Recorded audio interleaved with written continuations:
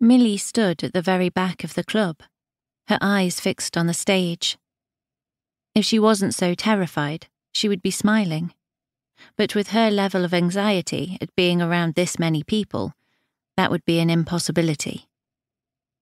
When Jamie had asked her to come tonight, she'd been surprised. But then he had literally asked everyone who knew his girlfriend Libby to come. Still, it was a surprise. Millie was never invited anywhere. Nobody wanted the nuclear winter, she'd overheard that nickname more than once, around socially. She knew that. Even if somebody had decided to extend an invite, she would never usually have gone. Millie knew her limits. She knew what she could cope with, and this was way, way beyond them. Eleanor had been ecstatic that Millie needed something more casual to wear. They'd spent over an hour picking the perfect outfit.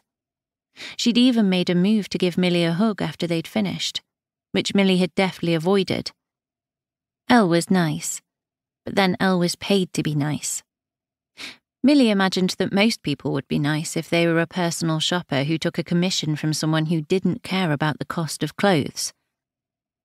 Money meant nothing to Millie, but wearing the right outfits did, and she did not trust her own judgment.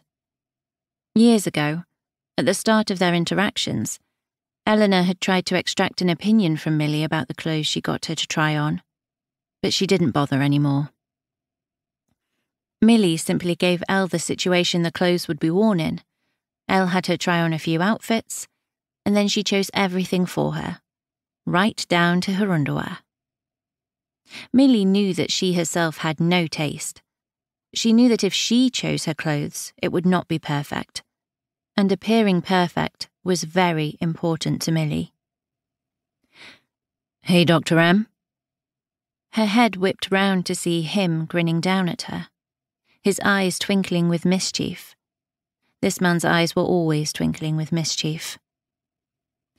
Pavlos Martakis was definitely beyond her limits.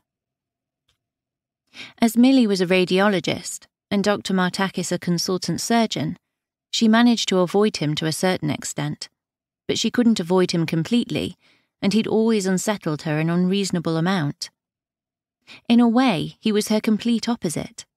Physically intimidating, likable, naturally attractive, extremely confident, sexually promiscuous, and very talented in that area if hospital gossip was to be believed.